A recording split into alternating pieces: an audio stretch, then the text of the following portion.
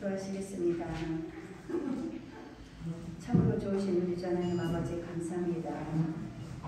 한 주간도 우리 주님께서 보호하시고 인도하여 주셔서 오늘 이 시간 주님 앞에 감사함으로 예배드릴 수 있도록 인도하시는 하나님 감사드립니다.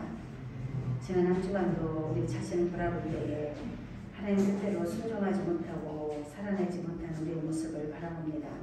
주여, 이 시간도 우리 하나님께서 기하신 말씀과 은혜를 예배를 통하여 우리 자신을 비춰 바라볼 수 있도록 인도하여 주셔서 하나님 앞에 회개할 거 있으면 온전히 회개케 하시고 돌이킬 거 있으면 온전히 돌이킬 수 있는 귀하고 복된 우리의 시간이 될 수 있도록 우리 주님, 우리를 하나님께서 긍휼히 여겨 주셨어서 이 시간도 아버지 앞에 찬양 드리기 원합니다.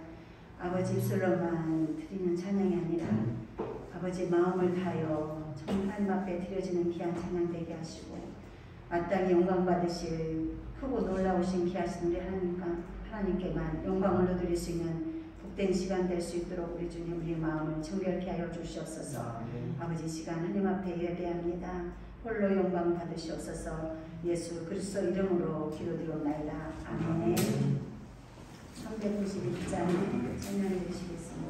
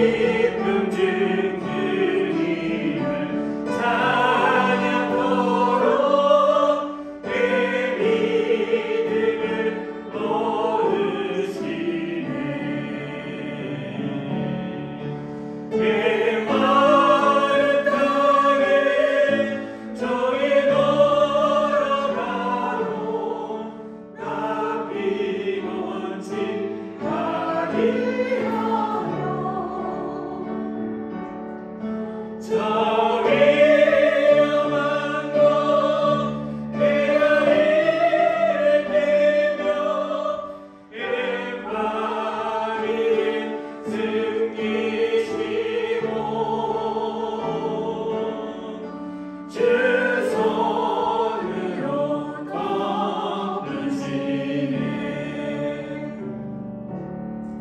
주 예수님 공중에 임하실 때가 일어나 맞이하리.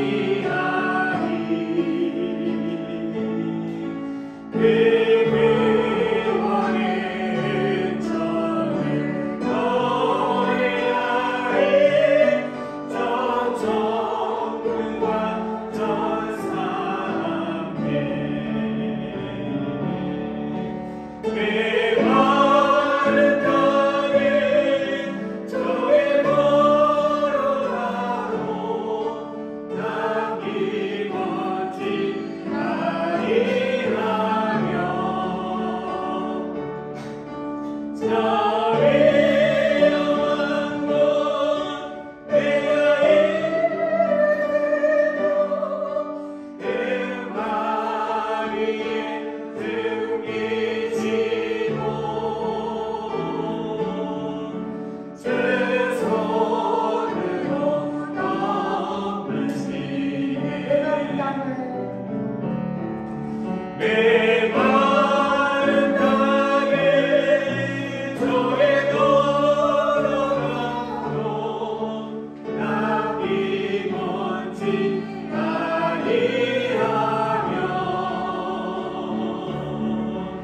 저의 영광도 내가 일으키며 그 마리에 숨기시네.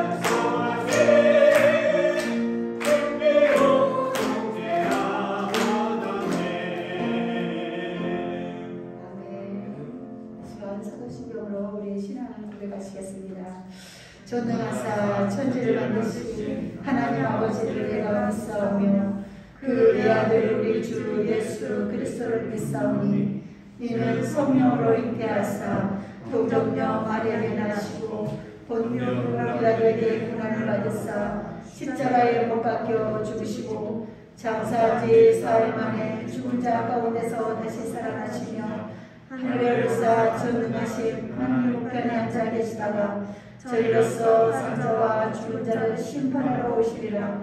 성령을 믿사오며 거룩한 공의와 성도가 서로 교통하는 것과 죄를 사하여 주시는 것과 몸이 다시 사는 것과 영원히 사는 것을 믿사옵나이다. 아멘. 하나님 아버지 감사합니다. 한 주간 우리를 지켜주시면 감사드립니다. 코로나 상황이 빠르게 종식돼 성도 모두가 나와 예배드릴 수 있도록 도와주세요. 아멘. 지난 한 주간 지연자가 있다면 용서하여 주세요. 아멘. 정동철 선교사님과 엄성규 선교사님의 건강을 지켜주시고 선교를 한 해 어려움이 없도록 도와주세요. 아멘. 말씀을 전하는 이은천 목사에게 은혜를 주시고 예배를 듣는 성도들에게 듣는 기회를 주세요. 아멘. 그리스도의 이름으로 기도드립니다. 아멘.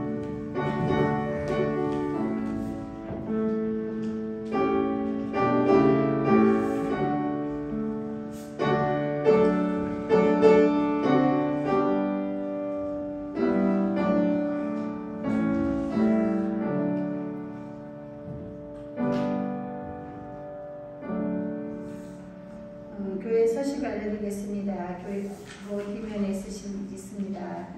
코로나로 인해 어려운 현실 속에서도 힘을 내시고 하나님을 더욱 가까이 하시며 예배의 삶을 사시는 성도님들이 되시기 바랍니다. 우리의 기도할 제목을 제가 말씀해 드리겠습니다. 캄보디아 엄성의 선교사님의 건강과 사역을 위해서 기도해 주시고요. 정동철 케냐 선교사님의 건강과 사역을 위해 그리고 또 성도들 모두가 인격적인 하나님을 만날 수 있도록 합심해서 기도해 주시고요. 성도들의 영육간의 강건함을 위하여서 또 코로나 진정 후 예배당 이전을 위해서도 기도해 주시기를 바랍니다. 오늘의 말씀을 마태복음 27장 1절에서 5절까지의 말씀입니다.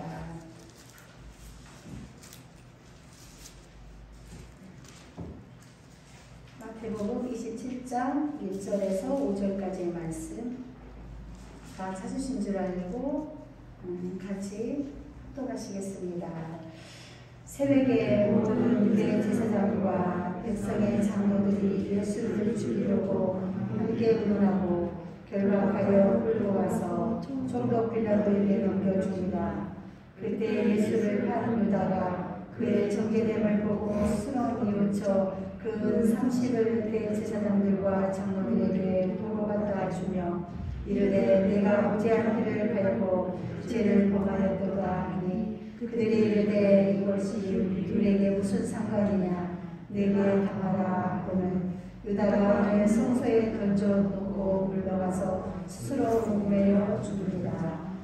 예수를 판 유다가 그의 정죄됨을 보고라는 말씀을 가지고 우리 목사님께서 말씀 전하실 때 큰 은혜 받으시기 바랍니다.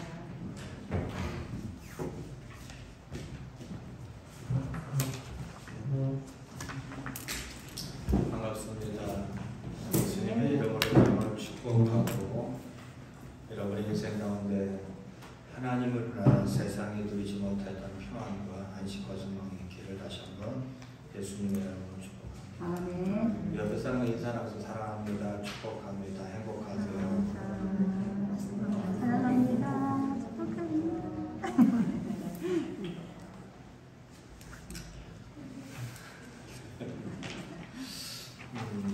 가론 유다 잘 여러분들이 많이 알고 있는 가론 유다입니다.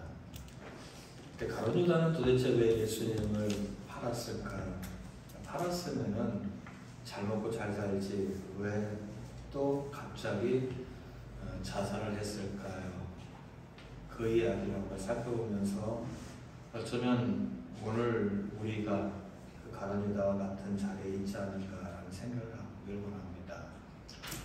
이제 4월 중순 정도 되면은 부활절을 지키는데 부활절 전 40일을 교회에서는 사순절이라고 지키고 있습니다.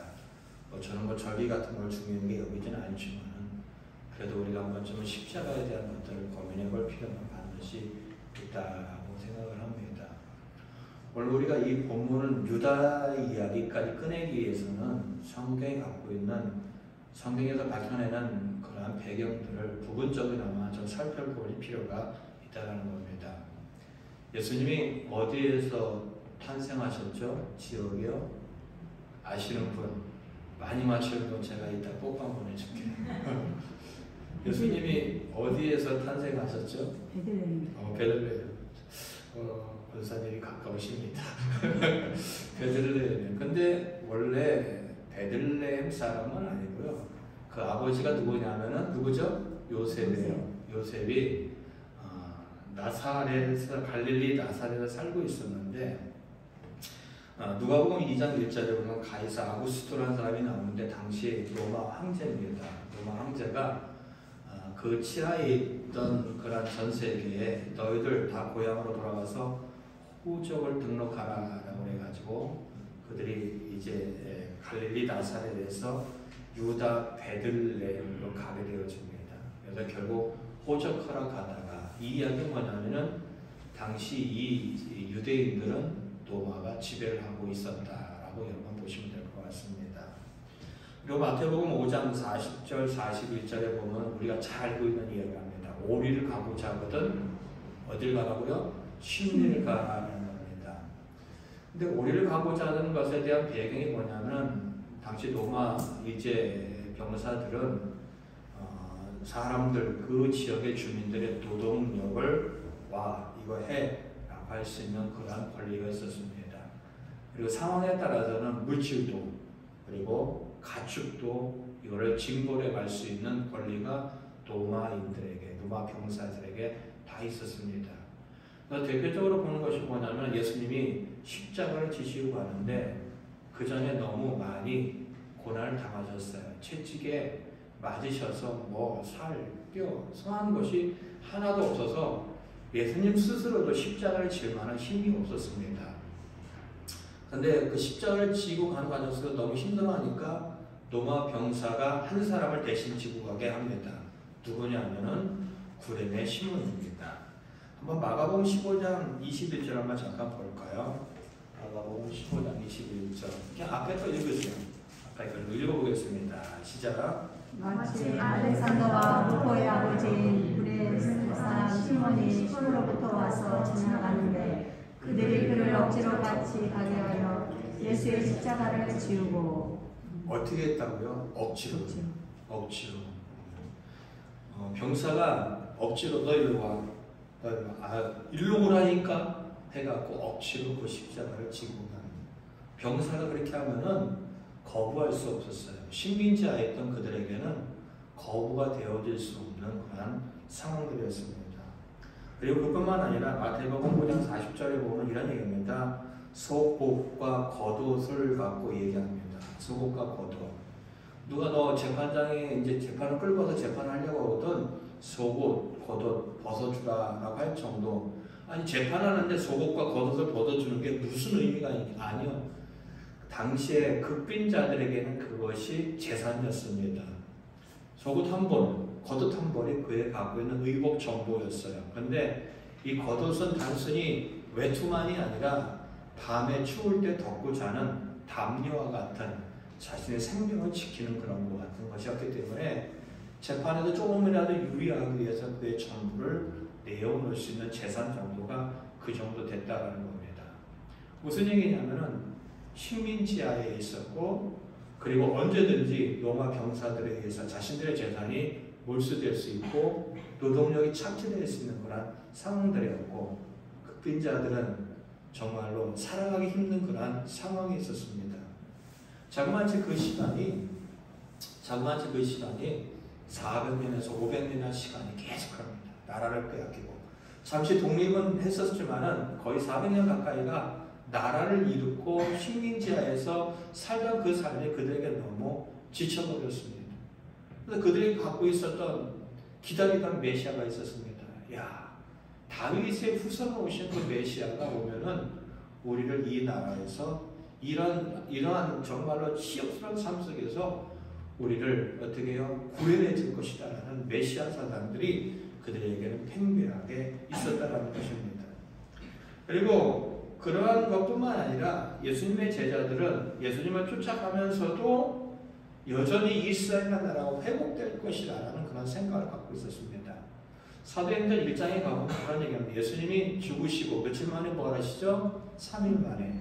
그리고 이 땅에 며칠 동안 계시냐면은 부활하시고 40일 동안 계시면서 제자들에게 이제 3년 반 동안 가르쳤던 그것에 대해서 함축적으로 다시 한번 정리를 해줍니다.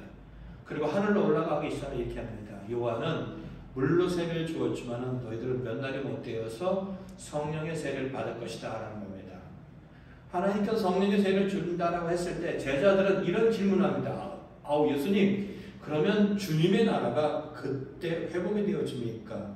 주님의 나라가 회복되어진다는 것은 무슨 얘기냐면은 이스라엘이 드디어 독립이 되어집니까? 라는 생각을 갖고 있다는 겁니다.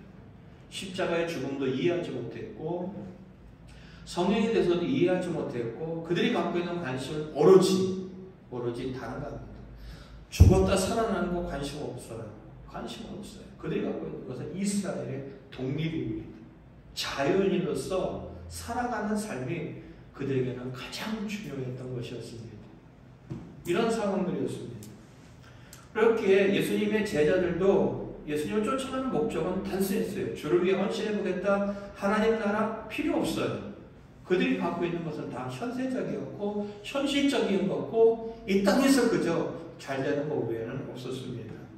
마태복음 20장 20절 한번 잠깐 보겠습니다. 마태복음 20장 20절부터 한번 보겠습니다. 마태복음 20장 20절 한번 읽어보겠습니다. 시작. 그때 세베대의 아들이 그 아들을 데리고 절하여 무엇을 구하니 예수께서 이르시되 무엇을 원하느냐 이르되 나의 이 두 아들을 주의 나라에서 하나는 주의 우편에 하나는 주의 좌편에 함께 명하소서라는 겁니다. 예수님 거기에 대답합니다. 너희가 구하는 것을 알지 못한다는 겁니다. 세베대의 아들 야고보와 요한입니다. 예수님의 제자 야고보와 요한의 어머니가 딱 와서 예수님 앞에 와서 이제 아들들 데리고 와서 절을 합니다. 그래 무엇을 원하느냐 예수님께서 이렇게 질문하니까 주님이 이제 왕이 되실 거 아닙니까? 그러면은 한 아들은 오른쪽 가까이에 한 아들은 왼쪽 가까이에 가장 측근에 두게 해주십시오라고 얘기합니다. 예수님 말씀하십니다.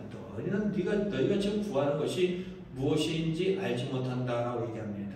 그러면은 예수님의 제자가 몇 명이죠? 12명이에요. 그러면 10명의 제자들은 어떻게 했을까요? 화가 나는 거예요. 왜요? 그 자리가 자기 자리라고 생각했기 때문입니다. 24절 보세요. 24절 함께 읽겠습니다. 시작. 10 제자가 듣고 그 두 형제에 대하여 어떻게 해요? 분이 여겼다라는 거예요. 저런 쳐죽일 놈을 봤나? 그 자리는 난데. 왜요? 야고보와 요한? 아니야. 나야. 모두 다 내심 예수님의 가장 측근으로서 서기를 원했기 때문에 그런 생각을 갖고 표현을 하지 못했을 뿐이었는데 야고보와 요한의 어머니가 와서 그걸 구하니까 그 이야기를 듣는 순간 너무 화가 나는 거예요. 그러면 나는 뭐야? 그 자리에 있는데 서로가 말은 하지 않았지만은 예수님 옆에서 자리를 탐했던 사람들입니다. 그들의 인생이 그렇게 넉넉한 인생도 아니었고 예수님의 제자들의 인생도 이렇게 넉넉한 인생도 아니었고 예수님의 제자들이 그렇게 부유한 삶을 살아가는 사람들이 많지 않았습니다. 대부분 가난한 사람들이었고 손가락질 당하던 인생들이었는데 그 예수님을 쫓아다니면서 나라의 독립도 이루어질 것이다 라는 확신을 갖게 되었고 그리고 그렇게 되어지면 이 예수님이 왕이 되고 가장 가까운 데서 자신들이 한 자리 해볼 것이다 라는 것이 제자들이 갖고 있는 공통적인 그런 마음들이었습니다. 그런 마음들이었어요. 이런 마음을 갖고 있는데 예수님이 십자가를 지시기 얼마 전에 거의 3년 반까지는 잘 됐어요. 왜요? 가는 곳들마다 많은 무리들이 예수님을 추종하고 예수님이 놀라운 능력을 행하고 그리고 종교 지도자들은 와서 뭐라고 시비를 붙었다면 맨날 깨지고 가고, 그러다 보니까 이 제자들의 입장에서는 기세등등하는 그런 상황이에요. 근데 십자가를 지시기 얼마 전에 나 이제 예루살렘에 올라가면은 많은 종교 지도자들한테 고난당하거나 죽는다? 이거 3일 만에 살아날 것이다. 이런 얘기를 하는 거야. 죽는다는 이야기를 하는 순간 베드로는 눈이 획가닥 뒤집힙니다. 왜요? 죽게 되어지면 자신들이 예수님을 쫓아온 이유가 사라지잖아요. 자신들이 그렇게 꿈꾸던 나라의 독립이 사라지잖아요. 그리고 예수님이 죽게 되어지면은 한 자리 회복했다는 이 모든 것들도 사라져버리잖아요. 그러니까 획하다 눈이 들었던 이 베드로는 예수님을 붙잡고 항변했다고 합니다. 따지는 거예요. 멱살만 안 잡았을 뿐이지 왜 죽냐고 지금 보라고 왜 죽냐고 이런 상황이에요. 이 중요해요. 그리고 이 베드로는 마태복음 26장 35절에 가보면은 내가 주님과 함께 죽을지언정 부인하지 않겠다는 겁니다. 부인하지 않겠다는 것이 초점이긴 하겠지만 아니라 예수님을 위하여 언제든지 함께 죽고 살겠다는 것이 제자들이 갖고 있던 생각이에요. 이유가 뭐죠? 그분이 살아있을만이 되어지고 죽음을 막겠다는 거예요. 죽음을 막겠다는 거예요. 어떻게든지 목숨을 걸어서라도 죽음을 막아서 독립을 해보고 싶어하는 것들이 이 제자들이 갖고 있었던 열망들이었습니다. 그리고 그뿐만이 아닙니다.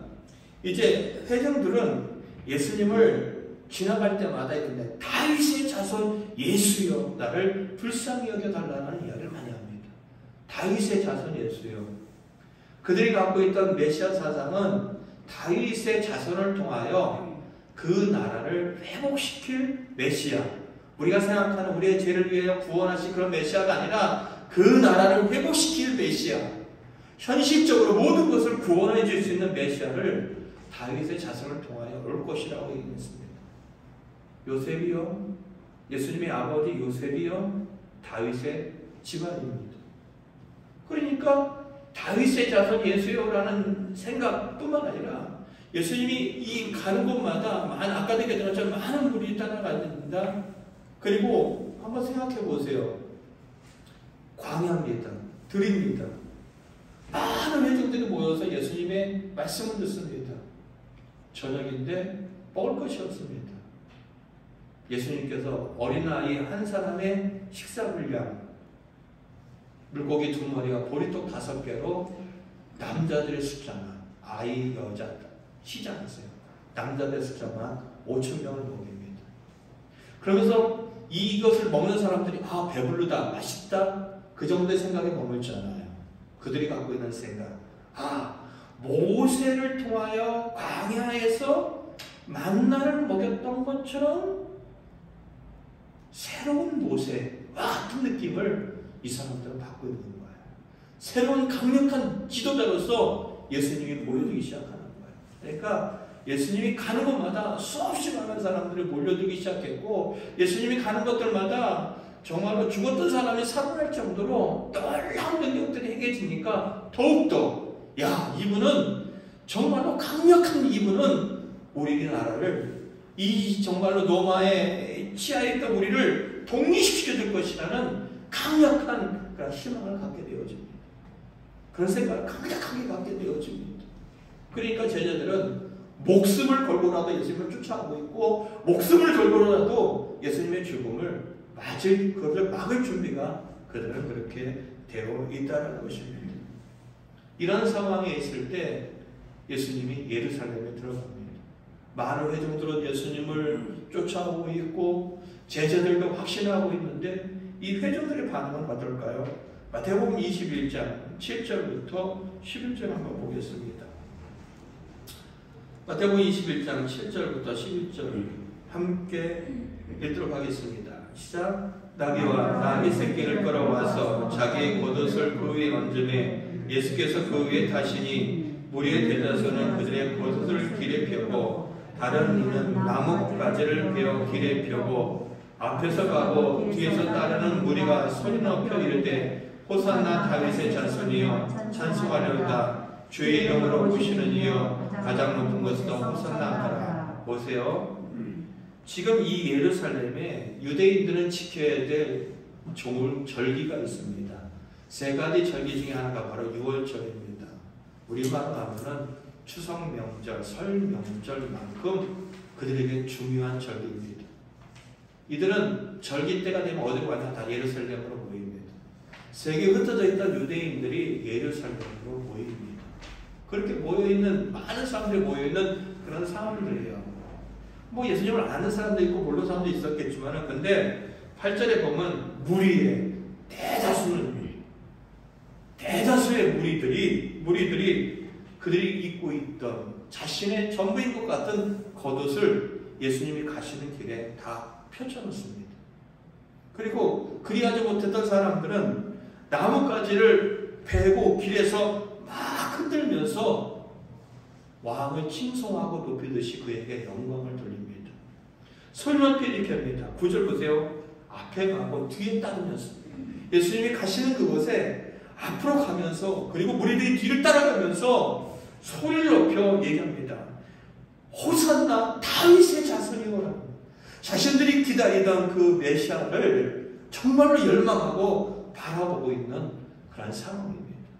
호산나 다윗의 자손이요, 주의 이름으로 오시는 이요. 자신들이 기다리던 메시아가 드디어 왔고, 그리고 당시에 이 종교 지도자들은 사실 자신의 배만 불리는 사람들이 대부분이었습니다. 제사장도요, 돈 주고 그렇게 자신의 직분을 줘서 그 자리를 유지하는 사람들이 많이 있었던 상황이었습니다. 그들이 갖고 있는 종교는 타락하고 거의 외식적이었던 사람들이 참 많았습니다. 이런 상황들이었었어요. 그리고 그뿐만 아니라 그들에 대해서 이 예수님에게 뭐라고 자꾸만 따져오고 무리들이 막 이상한 이야기를 할 때 예수님을 단호하게 이 종교 지도자들이 그 사회 지도자들이었어요. 유대교는 유대인들에게 있어 유대교가 갖고 있는 그 종교 지도자들이 곧 사회 지도자들이기 때문에 그들이 와서 예수님에게 막 뭐라고 얘기할 때, 말도 안 되는 얘기를 할 때 예수님은 이 독사의 자식들아 라고 하면서 거침없이 종교지도자들을 꾸짖었습니다. 근데 한 번도 종교지도자들은 이겨본 적이 없어요. 이겨본 적이 없어요. 상황이 그렇습니다. 회중들은 언제든지 예수님을 왕으로 초대할 마음의 준비가 되어 있었고, 그리고 종교 지도자들은 예수님 앞에서 아무 소리도 못하는 상황이었었고, 예수님이 가는 곳마다 그 말씀에 많은 사람들이 마음을 열고 녹아내리고 있던 그런 상황들이었습니다. 이런 상황이었었어요. 근데 예수님은 아까도 얘기했던 것처럼 자꾸 죽는다는 얘기를 합니다. 죽는다는 얘기를 합니다. 그리고 종교 지도자들은 이 예수를 살려놓으면 안 되겠다. 왜요? 자신들의 입지가 좁아지잖아요. 자신들을 향하고 있던 이 회중들이 자꾸 예수께 마음이 뺏기면은, 그리고 이것이 또 상황에 따라서는 이제 이스라엘인 이 나라가 비록 로마의 치하에 있지만은 그 나라가 분열이 되어지면 로마가 군대를 동원해서 이 폭동을 제압하는 과정에서 자신들의 모든 자리를 잃어버릴 수 있다는 생각을 가졌기 때문에 예수를 죽여버려야겠다라고 그런 생각을 합니다. 우리하고 맞지 않는 저놈, 우리에게 항상 눈에 가시와 같은 저놈을 죽여버려야겠다라고 종교 지도자들은 한마음 한뜻으로 똘똘 뭉쳐버립니다. 그런 상황이에요. 제자들의 열망, 회중들의 열망, 종교 지도자들이 죽이겠다는 이 상황. 근데 예수님은 자꾸만 죽는다는 얘기를 해요. 3년 반 동안 아무 문제가 없었는데 십자가를 지시기 며칠 전에 죽는다는 얘기를 해요. 그냥 넘어갔어요. 가이사랴 빌립보에 가서 나 죽는다라고 했을 때 제자 베드로가 펄쩍 뛰고 있지만 그냥 넘어갔어요. 근데 우리가 잘 알고 있는 6월절 만찬 때, 최후의 만찬 때 예수님이 포도주와 떡을 주면서 야, 먹고 마셔라. 이거는 너희를 위하여 내가 내어준 나의 어떻게 살이고 나의 피다 라는 얘기를 하는데도 불구하고 제자들은 잘 몰라요. 제자들은 몰라요.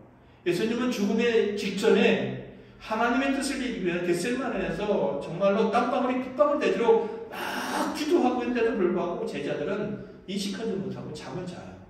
몰라요. 근데 이 상황을 가장 정확하게 깨뜨려 보고 있는 사람이, 어떻게 보면 가장 자기의 논리로 깨뜨려 보이는 사람이 누구냐면 가룟 유다였어요.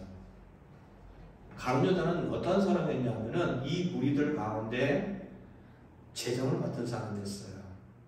재정을 맡은 사람이라는 이야기는 돈 계산이 빠르다는 얘기는 눈치가 빠르고 계산이나 셈법이 빠르다고 볼 수 있다는 겁니다.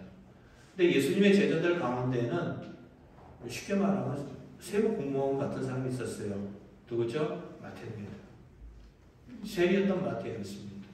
근데 그 사람을 제껴놓고 재정을 맡고 있다는 이야기가 단순히 그냥 돈 계산만 한다를 뛰어넘어서 셈법이 누구보다가 빨랐던 사람이었습니다.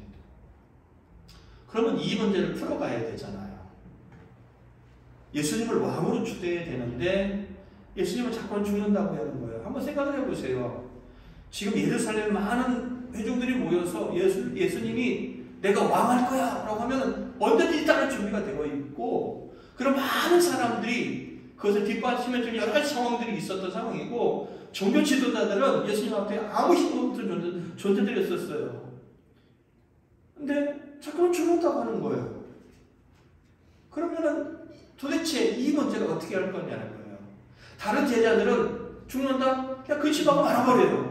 근데 가룟 유다만큼만은 철저히 고민합니다. 죽으면 안 되는데. 죽으면 왕이 될 수 없고, 죽으면 독립이 될 수 없고, 죽으면 우리가 갖고 있던 모든 금이 무너지는데 이 문제를 어떻게 할 거냐는 겁니다. 그가 생각해내는 것을 종교 지도자들, 최고의 종교 지도자들 앞에 예수님을 맞닥뜨리자. 그러면 거기서 예수님이 전과 같이 종교 지도자들을 꾸짖게 될 것이고, 그리고 그때 갔을 때 우리가 어떻게 보면은 회중들을 선동해서라도 왕으로 추대하자라는 생각이 가룟 유다의 마음에 있었을 것입니다. 그러니까 이 제사장들과 종교 지도자들은 예수님을 죽이긴 죽이는데 명절 때는 맞이하고 있습니다. 마태복음 26장 1절부터 5절까지 보겠습니다.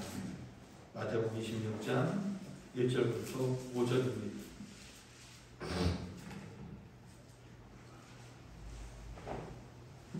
함께 읽겠습니다. 시작. 예수께서 이 말씀을 다 마치시고 제자들에게 이르시되 너희가 아는 바와 같이 이탈이 지나면 6월절이라 인자가 십자가에 못 박히기 위하여 팔리리라 하시더라. 그때 제사장들과 백성의 장로들이 가야바라 하는 대상의 관정에 모여 예수를 흉계로 잡아 죽이려고 의논하되 말하기를 밀란이 날까 하니 명절을 하지 말자 하더라. 종교 지도자들은 회중들을 두려워하고 있어요. 예수님을 죽일 수 있어요. 근데 회중들을 두려워하고 있어요. 왜요?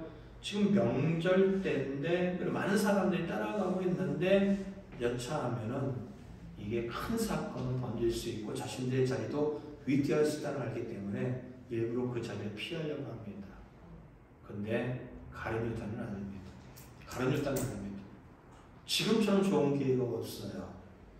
그냥 한 지역에서 따르면 왕이 될 수 없지만은, 그러나 그들이 갖고 있는 예루살렘, 다시 말하면 유대 땅의 중심이고 수도잖아요. 그것에 와서 이제 모든 것을 바꿀 수 있는, 역전할 수 있는 그런 기회가 다 갖춰져 있잖아요. 그러니까 가룟 유다는 예수님을 종교 지도자 앞에 의도적으로 이제 팝니다. 판다는 것보다는 앞으로 인도해냅니다. 근데 자신이 생각했던 것과는 전혀 다른 방향으로 사건이 진행됩니다. 예수님이 종교 지도자들 앞에 갔을 때 전과 같이 그들을 꾸짖고 그 강력한 리더십을 발휘할 줄 알았는데 예수님은 전과 같지 않습니다. 아무 말이 없습니다. 도살장에 끌려온 양과 같이 그냥 그저 묵묵히 아무 말 하지 못하고 매를 맞고 고난을 당할 뿐입니다. 그리고 제사장들은, 종교 지도자들은 드디어 예수님을 죽이기로 모든 것을 맞춰버립니다. 이때 유다의 마음은 어땠을까? 만약에 생각해 보세요. 유다가 정말로 돈을 생각했다면 유다가 예수님을 얼마에 주고 팔았죠? 은 30이에요. 은 30의 가치가 얼마큼 되는지 아십니까? 출애굽기 21장 32절 한번 잠깐 보겠습니다. 출애굽기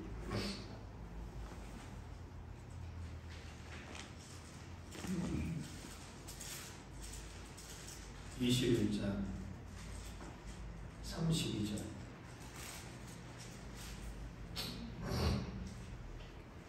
함께 읽도록 하겠습니다. 시작. 소가 만일 남정이나 여정을 받으면 소유자가 은 30세겔을 그의 상전에게 줄 것이요 소는 돌로 쳐서 죽일지니라. 소를 풀어놨는데 잘못해갖고 여종, 남종을 죽이잖아요. 그걸 배상해줘야 돼요. 주인에게 배상해줘야 돼요. 그 값이 얼마라고요? 은 30세겔을 합니다. 다시 말한다면은 종의 남자든 여자든 상관없이 종의 목숨값입니다. 우리가 생각할처럼 그렇게 많지는 않습니다.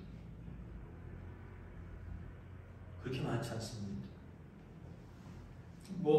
한번 제가 이제 우연찮게 네이버를 보다 보니까 BTS가 소속되어 있는 그 소속사에서 가장 돈 많이 번 사람이 대표도 아니고 누구 다른 사람인데 작사 작곡가 같아요. 곡 만든 사람인 것 같아요. 한 일 버는데 얼마나 버냐? 400억 벌는 것 같아요.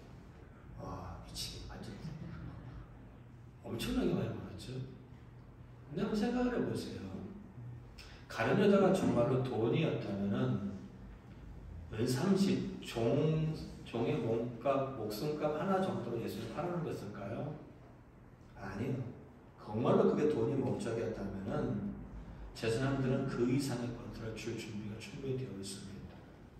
그리고 세법이 정확한 자였다면, 확실한 자였다면 그 이상의 것을 요구했을 것이고, 그리고 예수님이 죽도록 내어준 사람이었다면 돈을 가져가서 나중에 제사장들에게 돌려주지도 않았을 거예요. 그에게는 돈이 목적이 아니었습니다.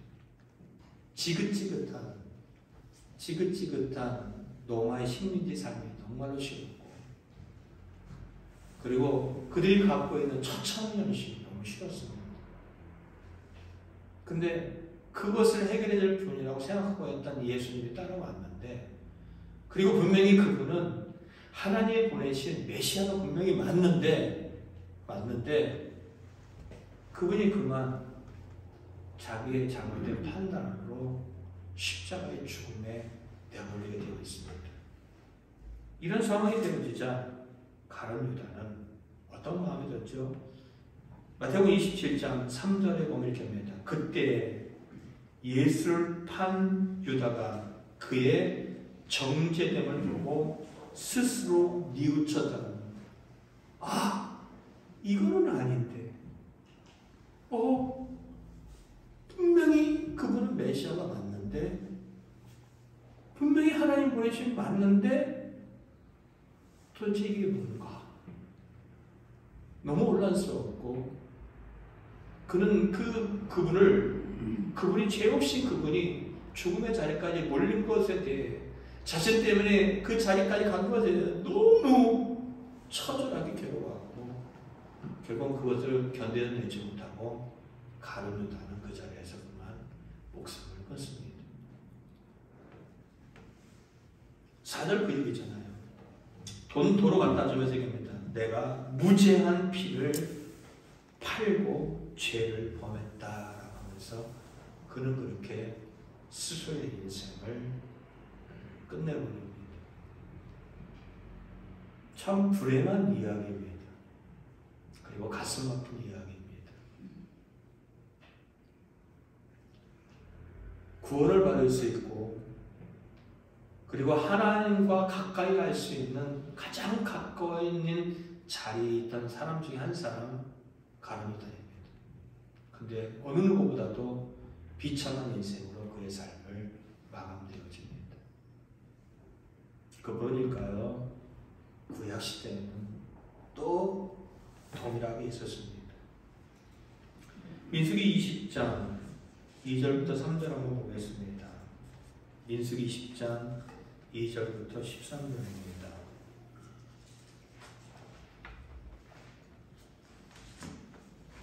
민수기 20장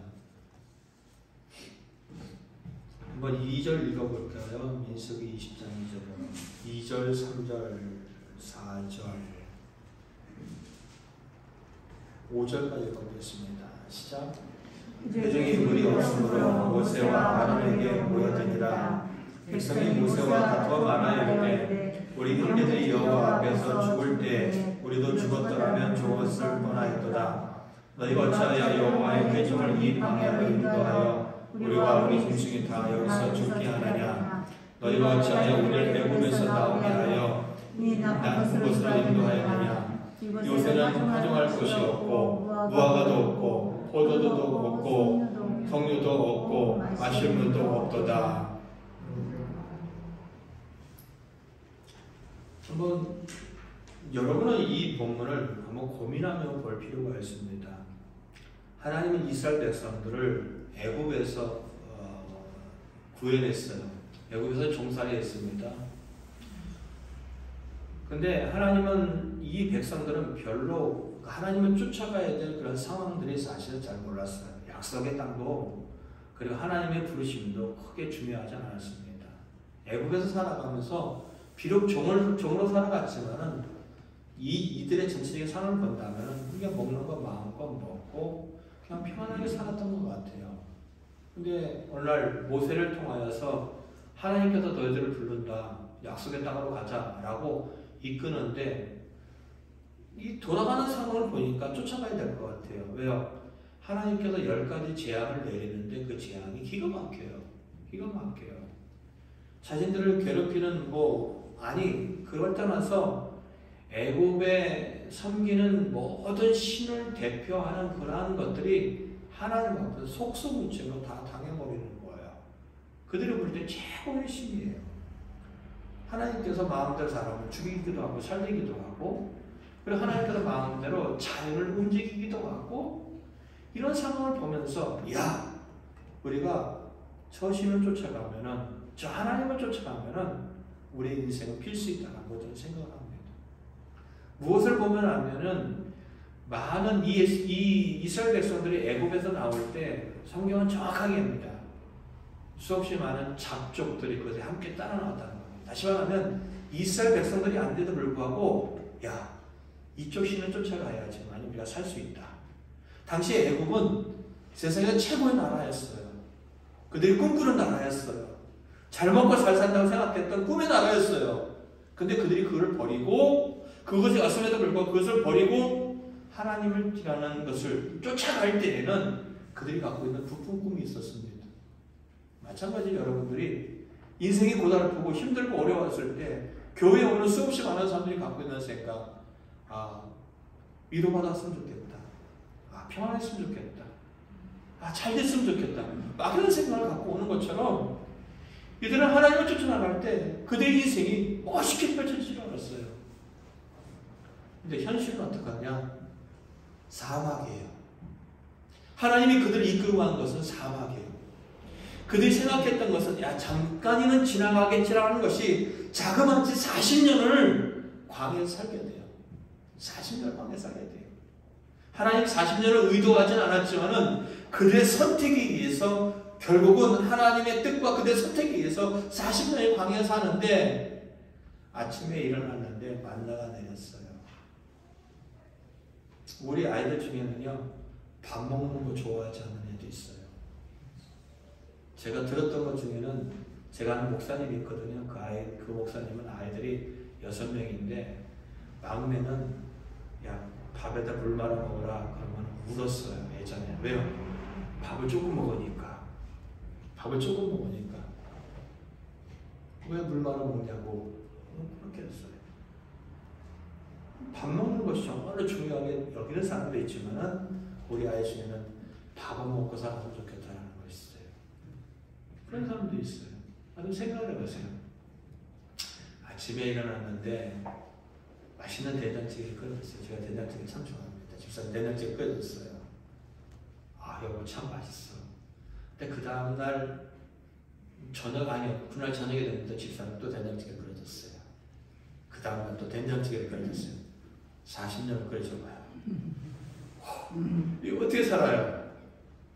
이 심정이에요. 이 심정이에요. 메추라기를 하나님 주시는 것은 만나 그리고 메추라기예요. 아침에 일어났는데 그들이 뭐 수고하지 않니 갖다 먹으면 돼요. 과자 같은 그런 것들이요. 먹으면 돼요. 수고하지 않게 걷어다 먹으면 돼요. 근데 아침에 일어나도 만나. 어우 신기하네. 처음 와서 얼마나 신기해요. 하늘에서 만나가 내렸는데 갖다 먹으면 배가 불고 괜찮아 맛있어. 이튿날 괜찮아. 3일 괜찮아. 4일 괜찮아. 5일 괜찮아. 6일 이거 같은데 이게 한 달이 지나고 1년이 지나고 몇 년이 지나봐요. 짜증이 나잖아요. 먹고 싶지 않잖아요. 실증이 나지 않잖아요. 고기 먹고 싶다니까 하나님이 바람을 확 불어서 메추라기를 그대의 진영에 딱 떨어뜨리는데 그걸 메추라기를 먹잖아요. 처음에는 맛있었을 거예요. 한번 생각해 보세요. 내가 삼겹살을 좋아한다. 오늘도 삼겹살, 내일도 삼겹살, 그 다음날 삼겹살, 그 다음날 삼겹살. 어떤 사람은 좋겠죠. 근데 한번 그걸 계속 먹어요. 짜증이 나는 거예요. 잠자리도 변변치 않죠. 그리고 추위와 더위 속에 하나님께서 보호하시는 게 있기는 하지만은 참 힘들죠. 마실 물도 없잖아요. 근데 때마침 기회가 되면은 이 회중들은 그것이 너무 못마땅한 거예요. 이절도 그 얘기잖아요. 회중이 그 사막에서 물이 없으니까 지도자 모세와 아론을 이렇게 모여들어요. 그리고 3절에 보니까 백성들이 모세와 다툽니다. 아이씨, 우리 형제들이 여호와 앞에서 죽을 때 우리도 그냥 싹 죽어버렸으면 참 좋았을 것 같다. 이 못 볼 걸 안 보고 죽어버렸으면 좋았을 것이다. 왜 너희가 왜 우리들을 이 광야로 인도해내서 우리도 짐승도 이 상황에서 죽게 만드냐? 5절 어찌하여 우리를 애굽에서 나오게 했느냐? 우리가 뭐 애굽에서 나온다고 그랬어? 왜 나오게 했어? 왜 나오게 했어? 나쁜 곳으로 인도했고 파종할 것도 없고 무화과도 없고 포도도 없고 석류도 없고 마실 물도 없고 아주 짜증나 미쳐 죽겠어 하면서 지도자 모세와 아론을 원망하는 거예요. 모세가 참 인내심이 많은 사람이거든요. 인내심이 많은 사람이에요. 하나님 말씀 수명 참 잘하던 사람이에요. 근데 하나님께서 어쨌든 그들에게 이렇게 불만하는 자들에게 하나님은 모세를 통하여 그 반석에다가 그냥 명령만 해. 그러면 물이 나올 거야 라고 이렇게 얘기합니다. 한번 보세요. 8절 보세요. 지팡이를 가지고 내 형 아론과 함께 회중을 모으고 그들의 목전에서 너희는 반석에게 어떻게 해요? 명령하여 물을 내라 하라. 그러면 이게 그렇게 해서 물이 나오게 마시게 할 거예요. 근데요 모세는 그렇게 하지 않아요. 자 11절 읽겠습니다. 시작. 모세가 그의 손을 들어 그의 지팡이로 반석을 2번 치니 물이 많이 쏟아나므로 회중과 그들의 지팡이를 마십니다. 하나님 말씀을 한 번도 어긴 적이 없어요. 근데 모세는 너무 화가 난 거예요. 한두 번이 아니거든요. 틈만 나면은 모세도 이제는 한계에 다다랐으니까 너무 화가 난 나머지 그 바위를 2번 쳐버렸어요. 그 이유 때문에 모세도 가나안 땅에 들어가지 못하게 됩니다. 12절에 그 얘기예요. 여호와께서 모세와 아론에게 이르시되 너희가 나를 믿지 아니하고 이스라엘 자손의 목전에서 내 거룩함을 나타내지 아니하므로 너희는 이 회중을 내가 그들에게 준 땅으로 인도하여 드리지 못하리라 하니라. 결국은 가나안 땅에 들어가지 못했다는 이유가 그래요. 무슨 얘기냐면은 너무 지친 거예요. 너무 힘든 거예요. 지금 무슨 얘기하다 이 얘기였냐면은 유다가 바라보았던 현실적인 예수님 메시아, 그리고 이 광야에 있는 이스라엘 백성들이 생각하는 하나님, 그리고 현실로 돌아와서 2000년이 지난 지금 시점에 와서 내가 생각하는 하나님이 나에게 해줘야 될 바램들 다르냐는 거예요. 다르냐는 거예요. 다르지 않아요. 이스라엘 백성들이 현실적으로 볼 때 그 하나님은 만족스럽지 않아요. 왜 도대체 광야를 이끌어가는 거야? 나를 사랑한다며, 나에게 약속한 걸 지킨다며, 근데 왜 나의 현실은 광야에 있고 나의 현실은 고난이고 나의 현실은 내가 그렇게 간절하게 원하는 것에 대한 변화가 없냐는 거예요. 가론 유다 다르잖아. 예수님 죽으면 안 돼요. 우리는 예수님을 통하여 이 나라를 독립하기를 원하고, 우리는 예수님이 그 나라의 왕이 되을 때 한 잔 해먹기를 원하는 거예요. 근데 왜 죽어요? 우리 현실도 똑같잖아요. 여러분이 교회를 다닌다고 하고 하나님을 믿는다고 하면서 우리가 꿈꾸고 기도하는 모든 것들 하나님 도와주세요. 하나님 이렇게 해주세요. 하나님 이걸 원해요. 라는 거예요. 근데 하나님 그렇게 해주긴 하지만은 안 해주는 것도 참 많거든요.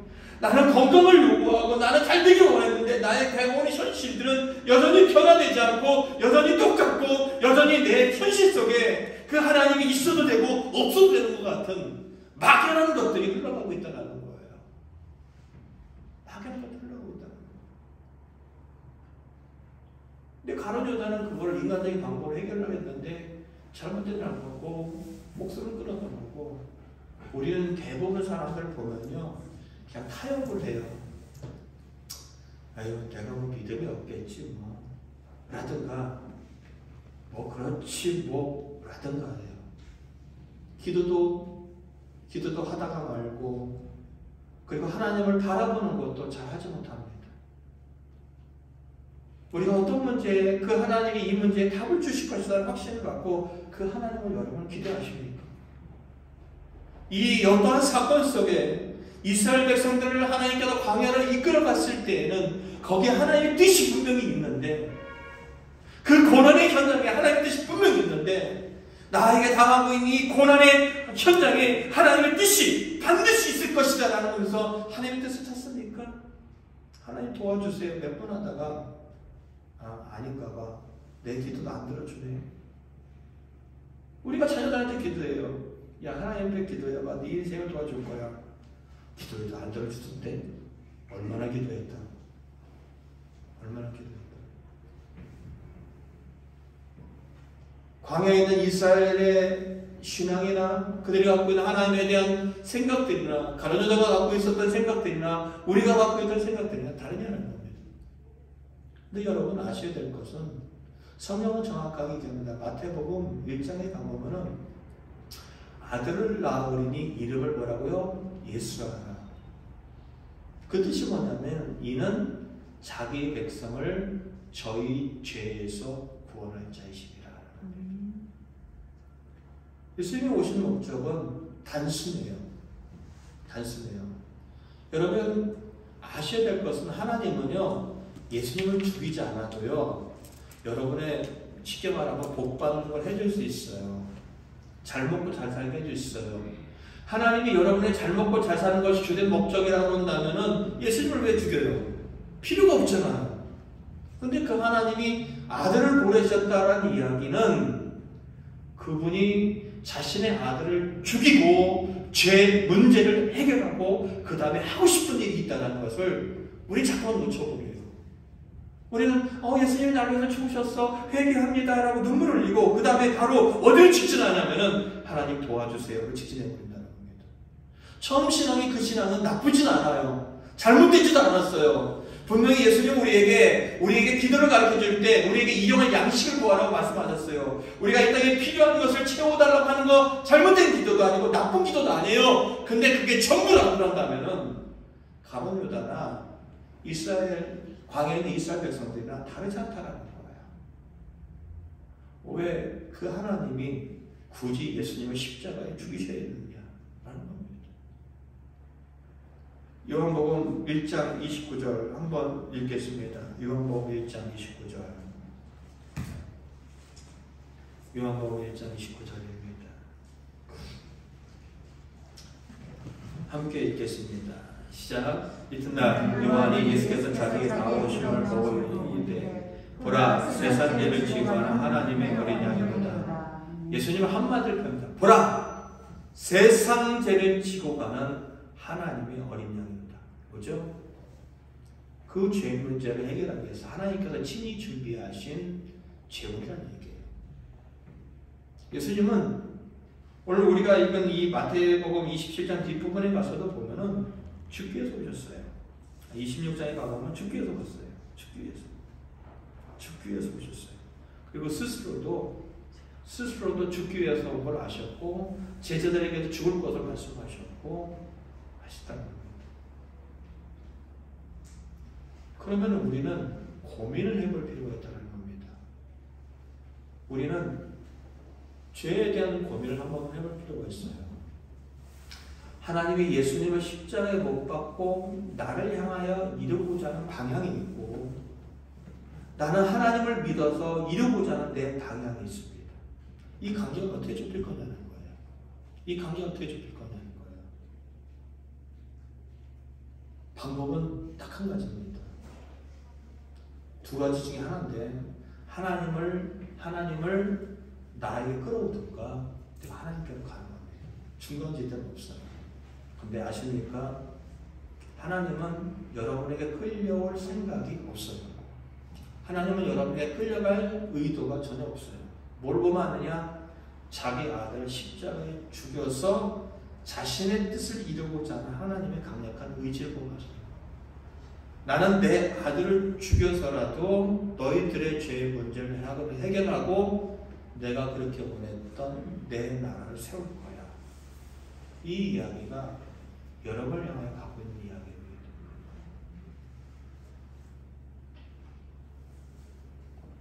여러분은 하나님을 믿는다는 것이 언제 가장 힘이 되고 기쁩니까?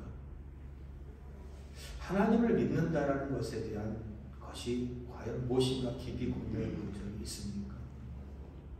교회 나와주는 거 고맙습니다.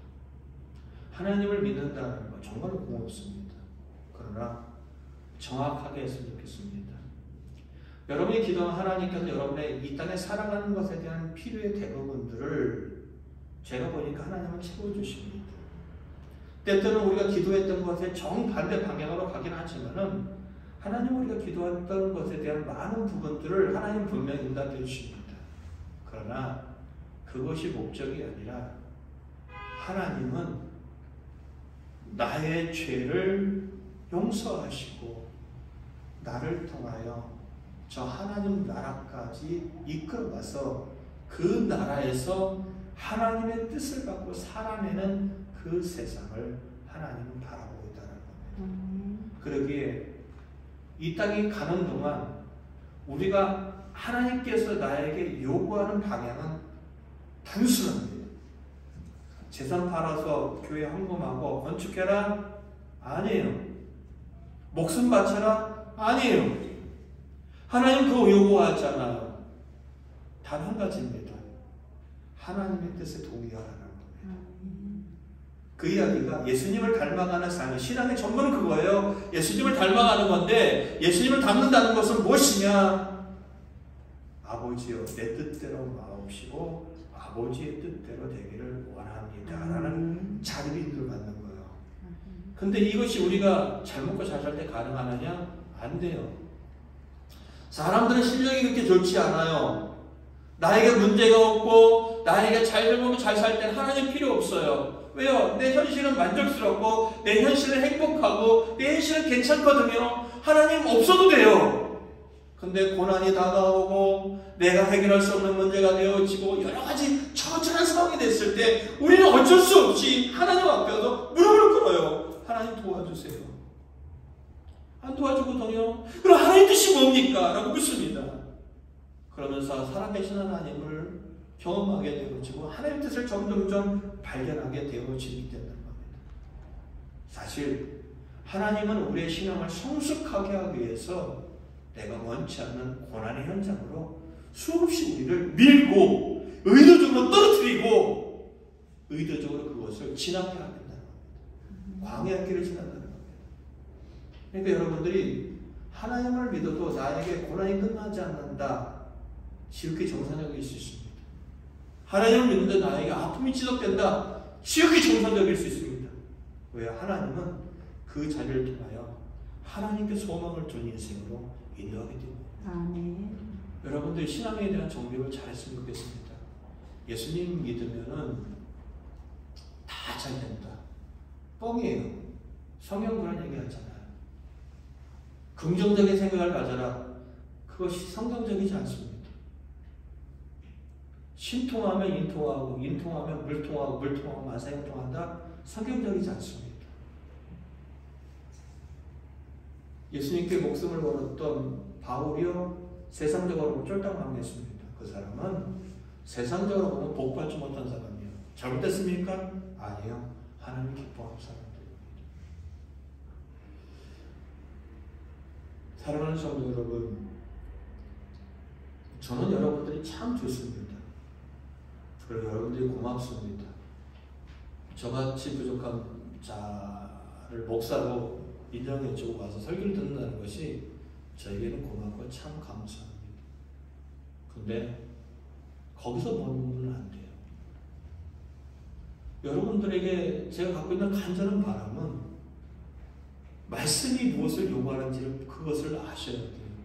그리고 그 방향으로 가야 돼요. 베드로가 예수님을 부인했을 때 예수님 말씀합니다. 왜 죽냐고, 죽지 말라고 했을 때 마태복음 16장입니다. 사탄아, 내 뒤로 물러가라. 네가 하나님의 일을 생각하지 않냐고 도리어 사람의 일을 생각하는다. 우리에게는요, 두 가지 방향이 있습니다. 사람의 일이란 하나님의 일이다, 이게 아니라 우리는 예수님을 믿는 순간 두 가지의 가치가 공존합니다. 아, 하나님이 그걸 원하시는 것 같은데 라는 하나님이 갖고 있는 가치, 내가 이걸 원하는 데는 내가 원하는 내가 갖고 있는 가치와 방향성이 있습니다. 근데 정말로 주님을 잘 따라간다는 건 이겁니다. 나를 따라오려거든 자신을 부인하고 나의 십자가를 지고 나를 쫓으라는 겁니다. 예수님을 쫓아가는 삶은 단순해요. 내 뜻이 아닙니다. 내 뜻을 내려놓는 겁니다.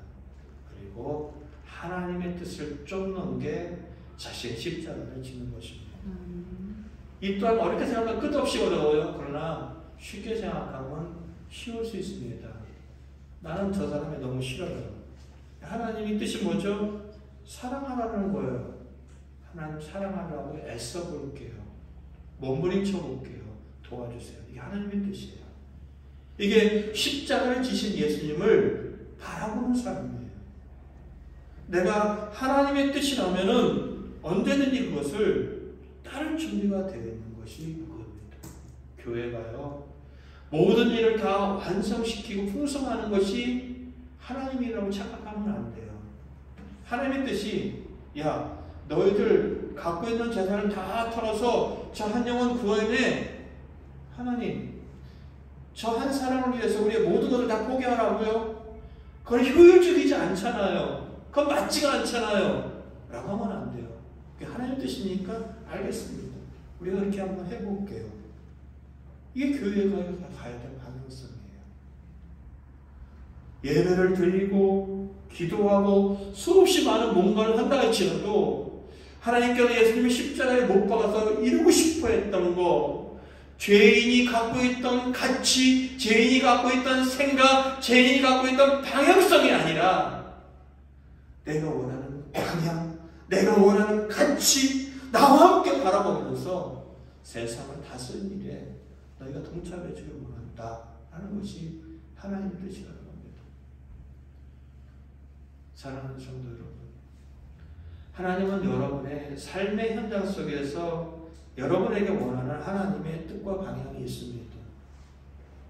여러분이 당하고 있는 고난의 현장 속에서 하나님이 원하시는 뜻과 방향이 있습니다. 그것을 안다면, 그리고 그렇게 살려고 몸부림친다고 한다면 여러분은 정말로 십자가를 잘 이해하는 것이고 그 주님을 따라가는 훌륭한 제자가 된다는 겁니다. 주를 위해 목숨 바치지 마십시오. 주를 위하여 살아간다는 것이 너무 힘들게 생각하지 마십시오. 그리고 고난받는다고 너무 좌절하지 마십시오.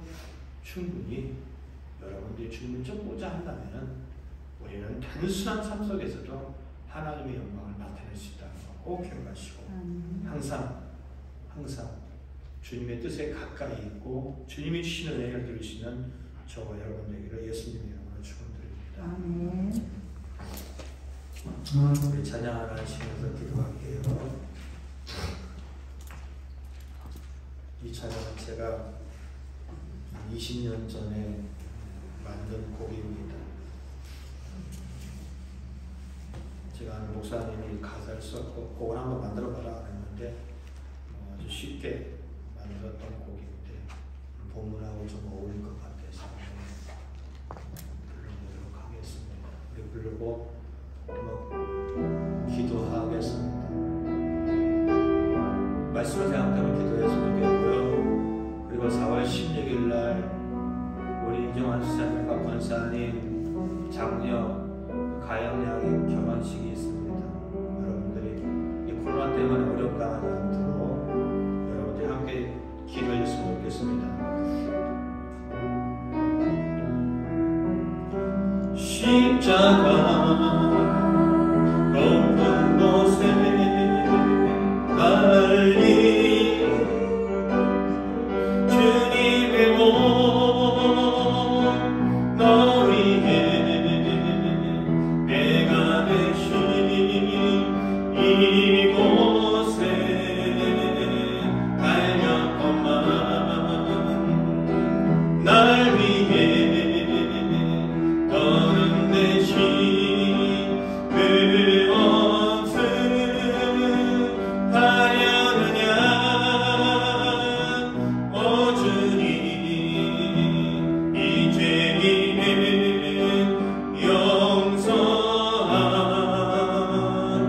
용서하옵소서.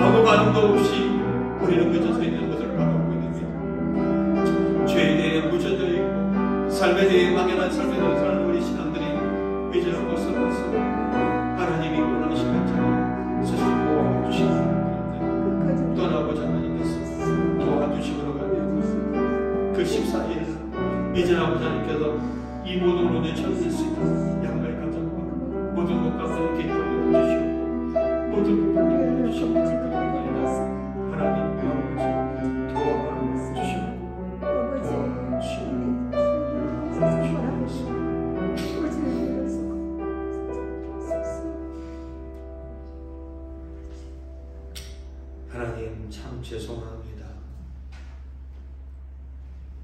하나님은 그렇게 죄 문제를 민감하게 다루고 계시고 자신의 독생자를 내었으면까지 우리의 죄 문제를 해결해 주심에도 불구하고 우리의 죄에 대하여 정말로 무딥니다. 그저 세상 살아가기에 바쁘고 세상이 전부인 것처럼 우리의 시선과 관심이 다 그저 그렇게 있을 뿐입니다. 우리의 기도에 하나님이 응답하지 않은 것 같고 또는 우리가 갖고 있는 방향성이 하나님의 뜻이 맞는지도 안 맞는지도 모르게 살아가다 보니까 교회는 나오긴 하는데 기도라는 건 해보긴 하는데 그 신앙이 그렇게 힘이 없어 보입니다. 주님, 우리를 불쌍히 여겨 주시옵소서. 우리에게 하나님께서 긍휼을 베풀어 주셔서 우리가 하나님이 기뻐하시는 좋은 신앙의 자리로 올 수 있도록 허락하여 주시고 합니다. 이제는 우리의 뜻도 내려놓을 줄 아는 그런 생각을, 삶을 살아가게 하여 주시옵고 내 뜻이 아닌 하나님의 뜻이 우리의 삶의 현장에서 흘러갈 수 있도록 도와주시옵소서. 안 되지만은 주님의 뜻이라고 확인되어질 때 그것을 열심히 살아갈 수 있도록, 최선을 다하여 살아갈 수 있도록, 이를 악물며 살아갈 수 있도록 도와주시옵소서. 그리하여서 지극히 작은 곳에서 하나님의 뜻을 드러내며 하나님이 기뻐하는 삶을 우리가 살아낼 수 있도록 도와주시옵소서. 우리가 죄에 대해서 민감하길 원합니다. 우리가 하나님이 싫어하는 죄를 싫어하고 멀리하고 하나님이 원하시는 그 거룩함에 우리가 다가설 수 있도록, 우리의 신앙이 성장할 수 있도록 성령 하나님 이끌어 주시옵고 도와주시옵소서. 여기 있는 한 사람들 누구다 예외 없이 신령한 것들을 경험하길 원합니다. 하늘의 은혜를 경험하길 원합니다. 그 죄인이 용서받은 것이 얼마나 위대하고 놀라운 사건인지, 얼마나 행복하고 위대한 일인지를 우리 모두가 경험하고 느낄 수 있고 확신하길 원합니다. 그리함으로 말미암아 전심으로 그 하나님께 예배하고 전심으로 하나님을 바라보고 그 전심으로 하나님과 동행하는 삶이 이 땅에서 이루어질 수 있도록 도와주시옵소서. 이 시간 원합니다. 육신이 연약한 자들에게, 영혼이 연약한 자들에게 하나님의 강력한 은혜를 부어주시는 말미암아 하나님을 위하여 이 땅에 넉넉한 삶을 살아갈 수 있도록 도와주시옵소서. 한 사람 한 사람이 대놓고 기도하지 못한다 할지라도 갖고 있는 제목들이 있습니다. 아픔이 있습니다. 상황이 있습니다. 눈물이 있습니다. 다 아시는 주님께서 위로하여 주시옵고 힘을 주시옵고 치유하여 주시옵고 격려하여 주시옵고 말미암아 고단한 이 땅의 삶을 하나님 때문에 넉넉하게 힘있게 살아갈 수 있도록 도와주시옵소서.